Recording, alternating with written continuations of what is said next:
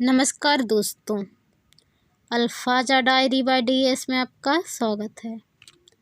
आज की ज्ञानवर्धक कहानी का नाम है लालची मित्र।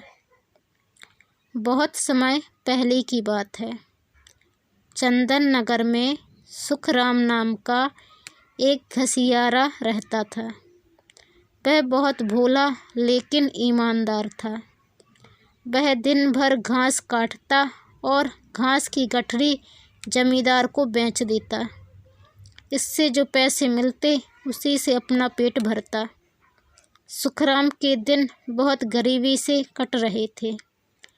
कभी कभी तो उसके परिवार को रात में भूखा ही सोना पड़ता था। फिर भी सुखराम ईमानदारी से ही पैसे कमाता। एक दिन सुबह जब वह जंगल में घास काट रहा था कि अचानक आकाश में घने बादल घिर आए और देखते ही देखते गरज के साथ पानी की बौछारें पड़ने लगीं। सुखराम अपनी घास की गठरी समेटकर बरगद के पेड़ के नीचे बैठ गया। पानी बहुत तेजी से बरसने के कारण सुखराम पानी से पूरी तरह भीग गया था। सुखराम देर तक पेड़ के नीचे बैठा रहा, लेकिन पानी बरसता ही चला जा रहा था, रुकने का नाम नहीं ले रहा था। ठंड से उसका शरीर कांपने लगा। तभी अचानक सामने से कुछ फुसफुसाहट की आवाज़ें सुनाई पड़ीं। उसने नज़र उठाकर सामने पीपल के पेड़ की तरफ देखा। पेड़ के आसपास उसे कोई न दिखा, लेकिन फुसफुसाहट की आवाज़ अब भी सुनाई पड़ रही थी। सुखराम उस आवाज़ को अब और ध्यान से सुनने लगा। उसे ऐसा लगा जैसे उससे कोई कुछ कह रहा हो। इस वीरान जंगल में आदमी की आवाज़ सुनकर सुखराम डरने लगा। उसने हिम्मत जुटाकर ज़ोर से कहा, कौन है? तभी पीपल के पेड़ से धुआं उठा और धुएं से एक दैत्य सामने आया। दैत्य ने सुखराम से कहा, तुम डरो मत, मैं तुम्हारा नुकसान नहीं करूँगा, बल्कि तुम्हारी गरीबी और ईमानदारी को समझकर तुम्हें कुछ धन देना चाहता हूँ। लेकिन तुमको मुझे एक वचन देना होगा कि अब तुम इस पीपल के पेड़ के नीचे की घास कभी नहीं काटोगे। सुखराम कुछ देर तक उस दैत्य को देखता रहा, फिर साहस बटोरकर बोला, इस पेड़ के नीचे की घास बहुत मुलायम है। इसका अच्छा दाम जमींदार मुझे देता है, इसलिए मैं यहाँ की घास काट रहा हूँ। सुखराम यह कहता हुआ तेज कदमों से अपने घर की ओर चलने लगा। तभी दैत्य ने पीछे से आवाज़ देकर कहा, सुखराम, मैं तुम्हें खाली हाथ नहीं जाने दूँगा। इस पीपल के पेड़ के नीचे गड्ढे में बहुत धन है। इसमें से तुम अपनी ज़रूरत भर का धन ले जा सकते हो। सुखराम उस गड्ढे में से कुछ धन लेकर अपने घर पहुंचा। घर पहुंचकर सुखराम ने अपनी पत्नी को सारी बात बताई। उसकी पत्नी रुपए देखकर बहुत खुश हुई। अब सुखराम के दिन बड़े मज़े से कटने लगे। सारा गांव आश्चर्य में था कि सुखराम अचानक कैसे धनी हो गया। सुखराम का एक पड़ोसी मित्र दीनू बहुत लालची आदमी था।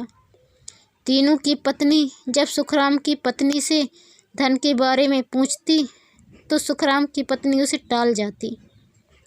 एक दिन सुखराम की पत्नी ने सुखराम से कहा, आप कैसे आदमी हैं? इन थोड़े से रुपए से जीवन तो कटेगा नहीं। कल ही दैत्य के पास जाकर कहो कि वह हमारे लिए एक सुंदर सा घर बनवा दे। पत्नी की बात सुनकर सुखराम ने कहा, भाग्यवान, अधिक लालच करना ठीक नहीं। हमारे लिए इतना ही धन बहुत है। लेकिन समझाने पर उसकी पत्नी नहीं मानी। आखिर हार कर दूसरे दिन उसे दैत्य के पास जाना पड़ा। लेकिन इस बार उसका पड़ोसी मित्र दीनू भी सुखराम के पीछे पीछे चल दिया। जब सुखराम जंगल में पहुंचा तो वह पीपल के पेड़ के नीचे घास काटने लगा। तभी अचानक दैत्य सामने आ गया। सुखराम ने अपनी पत्नी की सारी इच्छा दैत्य को सुना दी। दैत्य चुपचाप सुनता रहा। फिर बोला, अब तुम घर जाओ, तुम्हारी पत्नी की इच्छा पूरी हो गई है। सुखराम तेज कदमों से घर लौट आया। जब वह घर पहुंचा तो उसने देखा कि उसके टूटे फूटे मकान के स्थान पर बहुत बड़ा महल खड़ा है। इतना बड़ा महल देखकर सुखराम खुशी से उछल पड़ा। सुखराम के मित्र दीनू ने उस पीपल के पेड़ के पीछे छुपकर दैत्य और सुखराम की बातों को सुन लिया था। दीनू जब अपने घर पहुंचा तो देखा कि सुखराम का मकान अब महल में बदल चुका था। दीनू ने अपनी पत्नी को उस दैत्य और धन की सारी कहानी सुना दी, जिससे सुखराम इतना बड़ा आदमी बन गया था। यह सुनकर दीनू की पत्नी ने कहा, आप भी जंगल जाकर उस दैत्य से धन ले आओ। लेकिन अब रात हो चुकी थी, इसलिए दीनू डर के कारण जंगल नहीं गया। वह दूसरे दिन सुबह हंसिया लेकर जंगल में पीपल के पेड़ के नीचे जाकर घास काटने लगा। तभी दैत्य सामने आया। दैत्य को यह समझते देर न लगी कि इसे यहाँ का भेद पता लग गया है। दैत्य ने दीनू से कहा, तुम्हें क्या चाहिए? दीनू ने दैत्य से कहा, मुझे भी धन चाहिए। दैत्य बोला, इस गड्ढे में से अपनी ज़रूरत का धन निकाल लो। दीनू लालच में आकर घास को चादर से हटाकर उसमें धन रखने लगा, पर दैत्य उससे कुछ न बोला।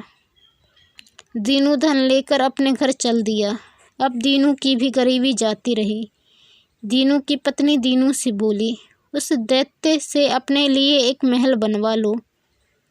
दीनू फिर दूसरे दिन सुबह जंगल पहुंचकर उस पीपल के पेड़ की नीचे की घास काटने ही वाला था कि तभी दैत्य सामने आ गया। दैत्य ने दीनू से पूछा, अब तुम्हें क्या चाहिए? इस पर दीनू बोला, दैत्यराज, मुझे भी सुखराम जैसा महल बनवा दीजिए। दैत्य समझ गया कि यह लालची आदमी है और इसकी इच्छाएं कभी ख़त्म नहीं होंगी। इसलिए दैत्य ने दीनू से कहा, देखो दीनू, इस बार मैं तुम्हारी इच्छा पूरी किए देता हूँ, पर दोबारा यहाँ कुछ मांगने नहीं आओगे, नहीं तो तुम्हारे प्राण संकट में पड़ जाएंगे। पर दीनू कहाँ मानने वाला था, वह तो था ही लालची।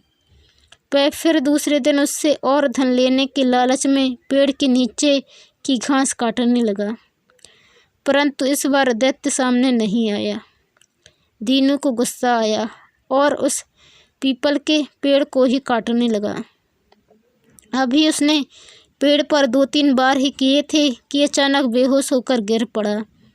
जब रात हो गई, दीनू घर वापस न आया तो उसकी पत्नी चिंता में पड़ गई।